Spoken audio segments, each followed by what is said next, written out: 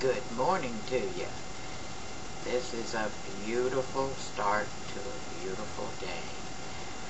Well, today is another shopping day, and the reason for that being this is the first of the month, and the way we do it down here in Coralville is that we do most of our shopping at the beginning of the month. And so I'm going to have my housekeeper go shopping for me at the local drugstore, CVS, and she's going to be getting my medications and my household items and so on and so forth. Okay, well, I just said I had a housekeeper. I just said that I'm poor. Well, God provides. And this is the thing that absolutely amazes me, because there's a lot of people that could have services like a housekeeper. They could have things done for them because they are in a physical way, or they are elderly. But unfortunately, we do have choices. And one of the choices that we have is to refuse the beautiful blessings that God has given us. And one of the things that God has given elderly people up to now is that the state home is because it is less expensive for the state if they stay in their own homes, pay their own rent, and have the money from Social Security or the sources their disabilities is willing to provide a lot of things under what is called Area Agency on Aging. Now, I think this is also in combination with the federal government. Okay, I realize that we talk about we don't want the government running our lives and all of this all the time, and that it's too much government and so on and so forth. But I am totally appreciative to the things that I get to help me along with my life, because with a housekeeper I can keep up with the cleaning of the house. We keep the roaches down, we keep bed bugs out, and we do things, and my housekeeper and I keep my apartment clean. And I think that having a housekeeper and having someone to help me is just absolutely, it's a godsend, and I feel like that God has something to do with that. Now, we can refuse these things. We can refuse what God gives us.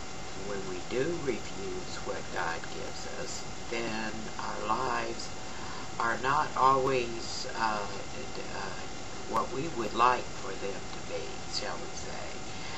And we do not live in a clean environment because we're not able to clean.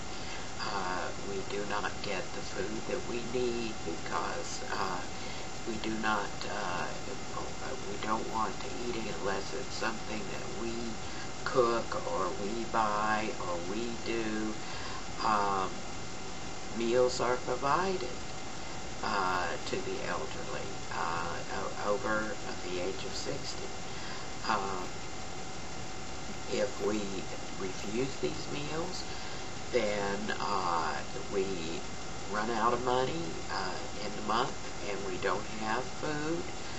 I'm sorry, but the thing is that I'm not trying to say that government things are provided by God, and that we should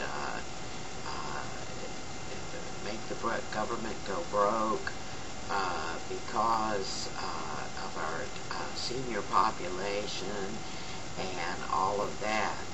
But what I am saying is that we should take advantage of the things that God puts before us and be thankful for them, because it helps our lives be easier so that we can spend more time doing His will, loving each other, caring about each other, and reaching out to each other. And we can be kind to our housekeepers and be so thankful for them. I can remember a day that when you were poor, you didn't think about having somebody come in and help you. The elderly, if they did not have family, if they did not have somebody that would take them in, they had no place to go.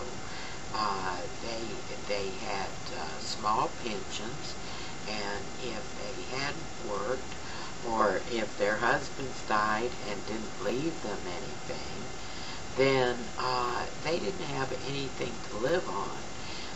They either had to get remarried to somebody that was probably abusive, somebody that was an alcoholic, someone that didn't care about them or forced them to do things that they were too old to do.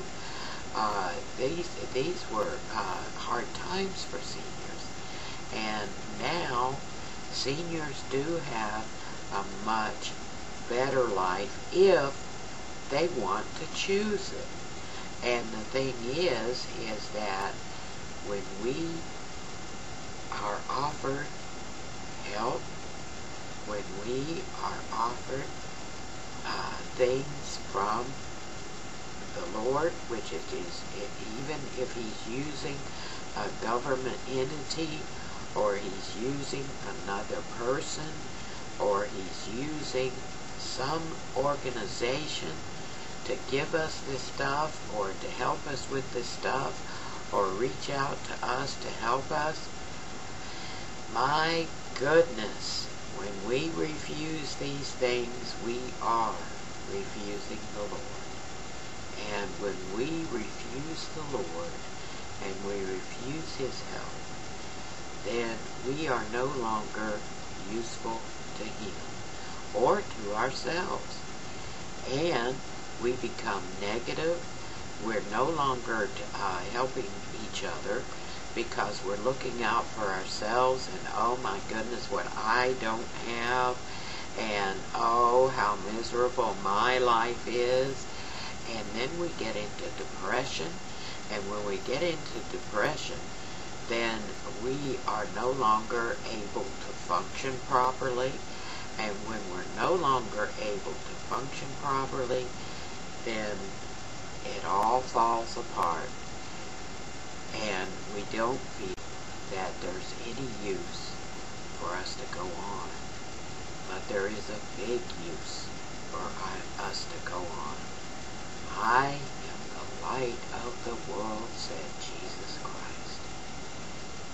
You know, if you sit down and read the chapter of John in the New Testament, you will read about this man, Jesus Christ, the man that came to earth as God, was God, but was totally man, and tried to teach us how to live with ourselves, and how to live with ourselves, and to live.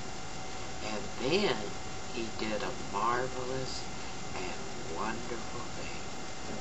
He died on the cross for us. But that's not the end of the story. He died for our sins.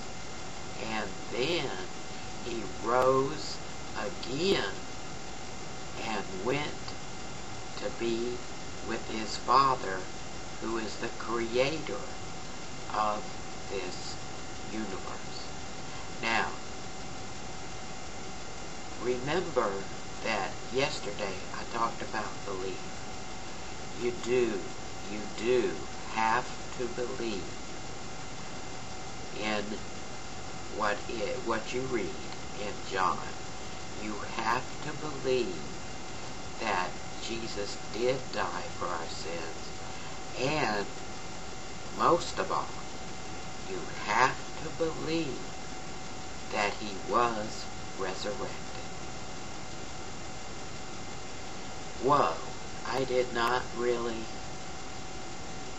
start out this morning going through the whole life of Jesus Christ, but believe me, this is the whole reason for our existence, is for us to be able to tell each other and to work together with each other to spread his word throughout the world. So God bless you, and you have a beautifully blessed day today. Thank you all for dropping by. And I love you, and I'm looking forward to seeing you again tomorrow. God bless.